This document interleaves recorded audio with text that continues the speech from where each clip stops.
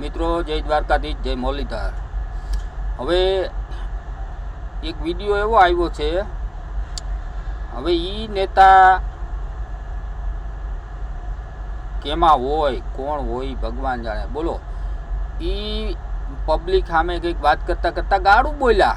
બોલો, ગાળું બોલ્યા, ઈ આપણે કાયદેસર જોયું છે। આમ દક્ષિણ ગુજરાત હોય તો હોય કદાચ, એવું લાગે છે મિત્રો। તો આ નેતા જે ગાળું બોલે, નેતાને જેને ગાળું બોલતા આવડે એને ગાળું બોલવાનો હક છે કાંઈ?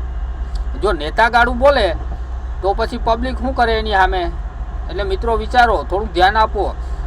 આવા નેતા જે ગાળું બોલતા હોય એને મત કેમ આપ્યા, એને ઉમેદવાર કેમ બનાવ્યા, એને સભ્ય કેમ બનાવ્યા, એને ધારાસભ્ય કેમ બનાવ્યા? મિત્રો થોડુંક ધ્યાન આપો। જે નેતા પબ્લિક વચ્ચે આવે, 10-20 માણસો હોય કે 500 હોય, ત્યાં ગાળું બોલે અને એ તમારે જોવું હોય તો એ વિડીયો યુટ્યુબમાં ચાલુ છે મિત્રો। એટલે થોડુંક ધ્યાન આપો।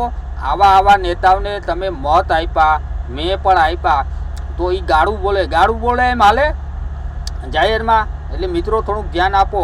જય દ્વારકાધીશ।